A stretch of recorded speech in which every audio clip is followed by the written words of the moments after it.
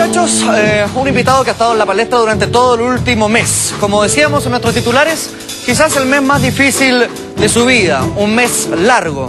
Fue acusado de abusar a una menor de 9 años en el casino de Viña del Mar. Hoy día la causa es sobreseída. ¿Qué es lo que opina Pablo Maquena sobre todo esto? Vamos a ver una nota y posteriormente conversamos en extenso con él. Durante la mañana de hoy, el Tribunal de Garantía de Viña del Mar tomó la decisión de sobreseer a Pablo Maquena del delito de abuso sexual por el que había sido acusado.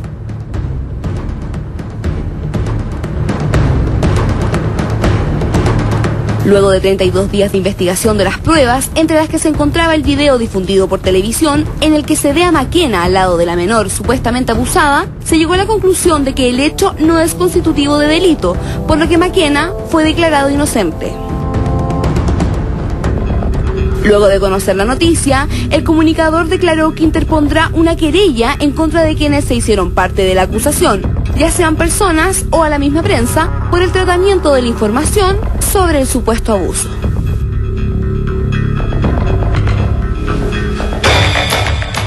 A ver, hay muchos cabos sueltos en esta historia, desde el comienzo lo sentimos así. ¿Qué es lo que pasa con los medios, el tratamiento de la prensa en este tipo de situaciones? ¿Qué es lo que pasa también en el plano emocional de este hombre? Para eso vamos a hablar. Está aquí con nosotros en exclusiva, en Mentiras Verdaderas, el señor Pablo Maquena.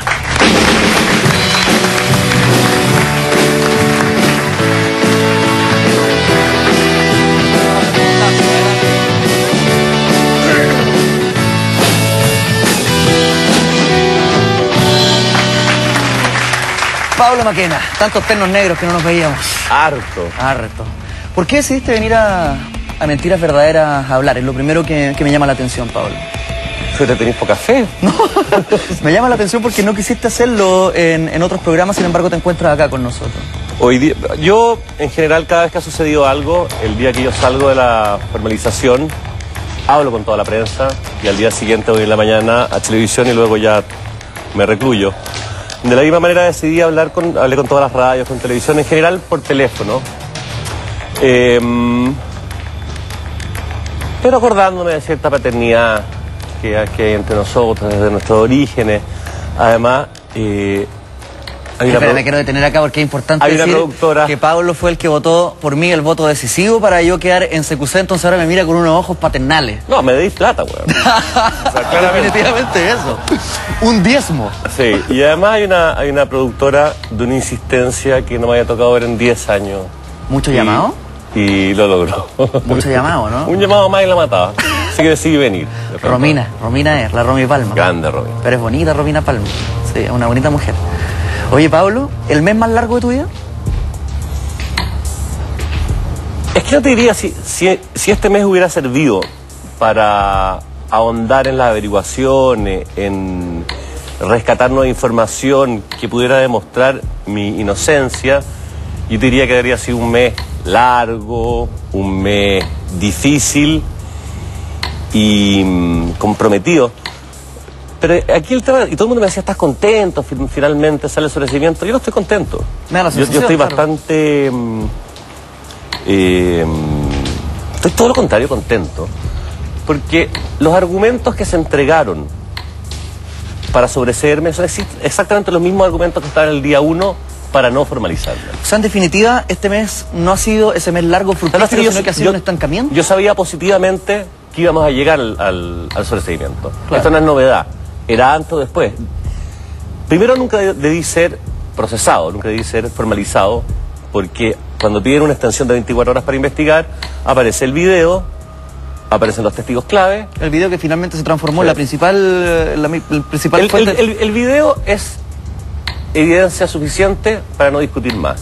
Sobre el video, además, tenemos las declaraciones de testigos dedicados, testigos que no iban pasando y antes se encontraban en la televisión y dicen, ¡ay, yo estoy ahí, yo vi todo! No, testigos que dicen, yo estaba y estaba mirando. Y luego se hizo una reconstitución de escena y los tipos venían, hay una niña que dice, yo estuve a 7 metros todo el tiempo, desde 10 minutos antes. Se recorre el video y tú la ves, 7, 8, 6 metros, se paran frente mío, testigos dedicados. Y después viene el prontuario de la madre, que ya había acusado a 2 personas de intento de violación y de intento de asesinato, más todo su prontuario policial, en que se demuestra que actúa y que trabaja permanentemente delinquiendo dentro del casino, lo que hace impresentable la posición del casino y las medidas de seguridad que no lograron resguardar. Pablo, me gustaría contextualizar esta conversación que estamos teniendo, mostrando este video que se transforma en la principal prueba. Como lo dice bien Pablo Maquena, que está aquí presente con nosotros desde el día 1, esta prueba. Y me gustaría que la fuéramos analizando juntos, Pablo, si es posible, sí. Por favor, el video, señor director. Aquí pasa la primera cosa interesante. Ahí está una de las niñas sentada y la familia se comporta de una manera muy particular. Por ejemplo, esa es la hermana. Pasa por el lado y no se saludan. Y después cuando se cruza con la mamá tampoco. Es una familia que tiene una manera muy particular de relacionarse. No se conocen entre ellos cuando actúan en público, lo que es una manera súper delictual de funcionar. Hay una cosa bastante particular al final, cuando la niña va a hablar con la mamá, que no le dice nada. Y la mamá tampoco le dice nada al guardia. Y parten los tres a buscarme. O sea, además son psíquicos, hablan sin palabras. A propósito del programa. Todo muy extraño, sí. Claro, porque del otro, ahí estamos viendo, ahí está cerca de la niña en ese momento. Yo iba saliendo, iba hacia afuera, porque ya estaba aburrido de perder plata. Y veo una niña sola, me siento y le digo, hago una cosa que es muy orgánica, que es lo que uno hace cuando no quiere intimidar a un niño, que inmediatamente escondo las manos acá. Y una cosa como el gesto, claro. Y le digo, ¿qué está haciendo usted a las 2 de la mañana sola? No, estoy esperando a mi mamá. Ok. Me paro, me voy y me siento afuera, a 6 metros de ella. ¿Y todo esto surge como una preocupación evidente de ver una menor de edad en el casino de Viña del Mar a esa hora? Es que no tenía un sentido. De hecho, hay una de las parejas, uno de los testigos dedicados, de un joven que estaba con su mamá, que también reparan en la niña, y en vez de acercarse se quedan ahí esperando que algo suceda. Ya. Y eso que sucedió fue yo que me acerqué. O sea, el error, y aquí con las grandes comillas, el error fue haberse sentado al lado de la niña. ¿Sabes lo que pasa? Que yo he oído mucha gente diciendo, está bien preocuparse por la niña, pero me parece temerario acercarse.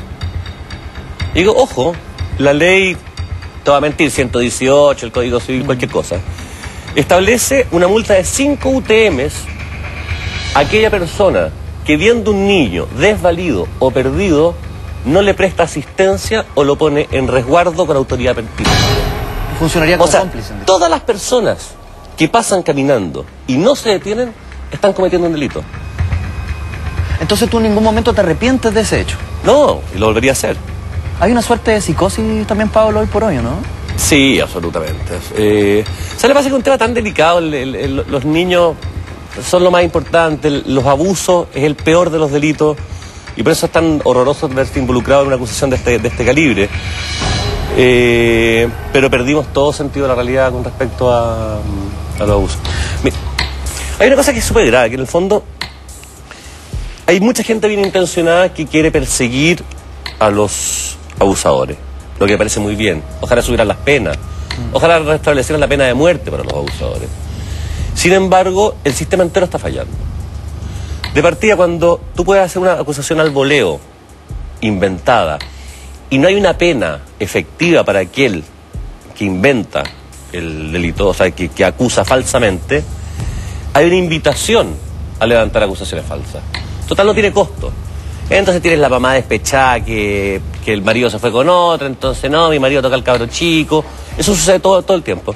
Entonces están llegando casos permanentemente, casos reales mezclados con casos falsos. Entonces tú ya partes de una confusión básica. Es que enturbia todo el proceso judicial también. Enturbia todo el proceso. Después es muy difícil determinar cuando tú realmente investigas un caso de abuso, porque en general no hay cámara. La violación es mucho más fácil de determinar porque se hace un ADN. Los 2 tipos que fueron acusados por esta mujer perdieron su familia, 6 meses sin trabajo, con reclusión domiciliaria. Y con el desembolso también que viene consigo, porque hay que poner lucas. Y luego se demostró que aquello que tenía depositado la señorita en su interior no era de ni uno de los 2, era de otros 6 hueones. Porque el ADN no calzaba. Entonces ahí tú dices, bueno, ¿y qué pasa con estos 2 tipos? Los 2 tipos no tienen la plata para hacer la querella por injuria, pero el Ministerio Público tampoco hace nada. El Ministerio no se hace parte. Lo que yo me pregunto ahora, por ejemplo, ahora que yo salgo sobreseído, ok, la de injurias la hago yo, pero esa mujer utiliza a sus hijas para cometer ilícitos. Eso es explotación de menores. Así como me tuvieron formalizado, sin haber ningún argumento para formalizarme, sino solo pruebas que me culpan, ahora además teniendo las pruebas de que una mujer hizo un montaje, no la van a perseguir. no van a perseguir lo que ella hace con sus hijas. El Sename se acercó a la hija de 15, hace una semana atrás, la entrevistó media hora y ya se la quieren quitar. Vaya uno a saber cuál es el relato de esa niña de 15. ¿Y qué es lo que pasa con la menor en el caso, la de 9 años? Pablo, para complementar la conversación que estamos teniendo, tenemos un móvil con Paula Vial que tiene todo el conocimiento desde el punto de vista de la Defensoría Pública. Paula, gusto saludarte, buenas noches. ¿Qué tal, Paula? ¿Cómo estás, Pablo? ¿Qué tal?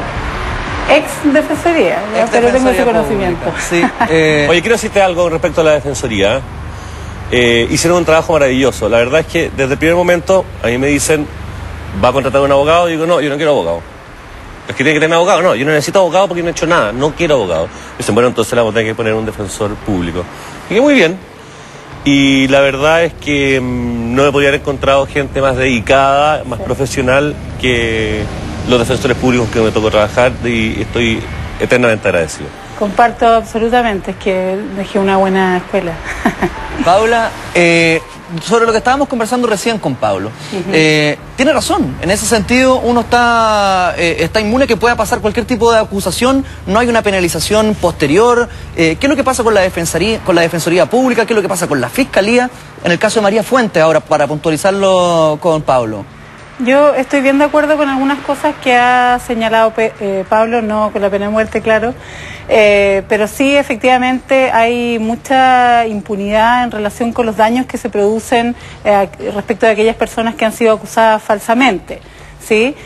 Hay varios aspectos que creo yo están involucrados. Por un lado, la exigencia de cierto estándar a cumplir por la Fiscalía, ¿no es cierto?, que hace que se rechacen, digamos, como en este caso, ¿no es cierto?, sea bien cuestionable si existió o no una formalización arbitraria por parte de la Fiscalía. Yo creo que había suficientes antecedentes en su minuto, todos lo supimos por la prensa, para que se hubiera tomado con mayor criterio, con mayor cuidado la decisión de formalizarlo. En ese caso, Pablo, independiente de que siguiera adelante la investigación, o sea, obviamente la decisión de no formalizarlo en ese momento no tiene nada que ver con que la Fiscalía no pueda seguir adelante una investigación buscando posibles responsabilidades. Creo que por otro lado también es súper importante que quienes hacen estas acusaciones falsas, muchas veces muy livianas, muchas veces con segundas intenciones, ¿no es cierto?, como decía Pablo, en muchos casos por problemas familiares, en otros en búsqueda de pagos, en fin, no tienen muchas veces responsabilidades con posterioridad a esas acusaciones falsas. Indudablemente yo creo que en este caso el Ministerio Público debiera iniciar una investigación para buscar eventuales responsabilidades de quien hizo esta acusación que aparece hoy como falsa. ¿El Ministerio tiene las capacidades de actuar por oficio? Absolutamente, puede iniciarla de oficio habiéndose dictado este sobreseimiento, y con los antecedentes que ha tenido yo creo que de hecho debiera hacerlo, ¿no es cierto? ¿A ti te parece que se constituye la figura de explotación de menores de parte de la madre? Es probable también. Yo investigaría ambas situaciones, ¿no es cierto? Porque por un lado lo que aparece como motivador de la falsa denuncia, ¿no es cierto?, es la obtención de alguna indemnización, y para ello efectivamente está utilizando a esta niñita, incluso a lo mejor eventualmente en la búsqueda de alguna actuación sexual. Pero además también ella está haciendo, y eso sí es probablemente más indudable, ¿no es cierto?, una acusación falsa, y eso al menos debiera investigarse, igual como se hizo en el caso de la acusación en contra tuya de Pablo, ¿no es cierto? Yo creo que este es un buen ejemplo de las contradicciones que a veces se producen, porque por un lado yo siento que si no hubiera sido una figura pública conocida como Pablo Maquena, es muy posible y probable, ¿no es cierto?, que esta acusación no hubiera tenido ningún destino. Sin embargo, como se trataba de un personaje público y tuvo una cobertura tremenda, ¿no es cierto?, obviamente eso hizo que creciera, que presionara incluso a algunos actores del sistema, fiscales, jueces, y que permitiera que siguiera adelante algo que parecía no sustentarse. Pero por otro lado, afortunadamente, gracias a las redes sociales, desde el principio hubo como un apoyo bien cerrado respecto del cuidado, al menos, del respeto de la presunción de inocencia, de que no existía evidencia suficiente, y eso es algo que uno quisiera que se diera masivamente, es decir, que en todos los casos nosotros tuviéramos esos resguardos, esos cuidados, porque las acusaciones falsas son muy difíciles de contrarrestar. Es más, es perfectamente posible y ocurre habitualmente, ¿no es cierto?, que personas son absueltas y que la sensación que queda, sobre todo cuando se trata de delitos sexuales, ha ocurrido, por ejemplo, ahora con todas estas denuncias y estos casos que se están investigando de aparentes abusos en jardines infantiles en el sector oriente, ¿no es cierto? Yo creo que hay que ser muy cuidadosos y esto debiera dejarnos una lección en ese sentido, porque mientras no haya una sentencia que los condene, es evidente que hay que ser muy cuidadosos al momento de efectuar ciertas afirmaciones, no tener prejuicios, porque finalmente después es muy difícil deshacerlo, es muy difícil reparar el daño que se produce con una acusación falsa. Hay una gran mentira en el sistema. Supuestamente la presunción de inocencia, que es una de las bases, una de las piedras angulares de la reforma, está en teoría establecida en la formalización, en que te dicen: a ver, ojo, cuando te estamos formalizando no te estamos acusando, estamos avisándote que empezamos una investigación. Lo que pasa es que tiene dos frentes. Socialmente, esa formalización para el mundo es una acusación. Y luego, desde el minuto que hay cautelares, y las cautelares pueden ir desde prisión preventiva hasta nada o hasta una firma mensual, se está determinando la presunción de culpabilidad. Mayor o menor grado de presunción da distintas cautelares. Entonces, finalmente es una gran mentira decir que una formalización no conlleva un juicio. Conlleva un juicio tanto así que las cautelares son distintas según qué tan cercanos están de tener certeza con respecto a la culpabilidad. Ahora, como eso tiene mucho de efectivo, es la razón por la que hay que ser muy rigurosos, ¿no es cierto?, a la hora de exigir estándares muy altos, a la hora de acusar a alguna persona, formalizar, que es la primera actuación, de elegir las medidas cautelares que se van a solicitar, ni hablar cuando se pide prisión preventiva, ¿no es cierto?, exigirlas de modo que efectivamente, en la medida que haya antecedentes de peso que puedan valorarse adecuadamente, no ya un juicio final, pero sí antecedentes que sean más o menos indiciarios, uno puede adoptar decisiones tan drásticas, pero en la medida en que no las tienes, ¿no es cierto?, que se exija una investigación mucho mayor, porque realmente, como digo, el caso de Pablo es tan excepcional en términos de que, por un lado, a lo mejor esa acusación no hubiera prosperado si no fuera él. Yo estoy seguro. Pero por otro lado, Paola, tampoco hubiera tenido esta capacidad de un poco de lavar imagen, claro, ¿no es cierto?, de quedar impune en este caso, de quedar limpio, Paula, si es que no hubiera sido él, también no hubiera tenido apoyo en las redes sociales. Ella dice que es muy importante. Yo estoy seguro que a las 24 horas, con el video, los testigos y el prontuario... ¿Se podría haber llegado a la misma conclusión? No. Si yo no soy público y hay la presión de 240 periodistas afuera, no me habrían formalizado. Me formalizan porque tienen que justificar por qué me detuvieron, por qué se creó todo. Entonces dicen, bueno, centrémonos en que tenemos la declaración de la anilla. Aunque la declaración de la anilla, mirando el video, no tiene ni una lógica, por lo menos con eso podemos defendernos, lo formalizamos y de ahí sobre la marcha arreglamos el pastel. Eso es lo que hace la Fiscalía. Y lo más grave es que lo único que sustenta la acusación son las palabras de la niña. Pero ellos van a investigar.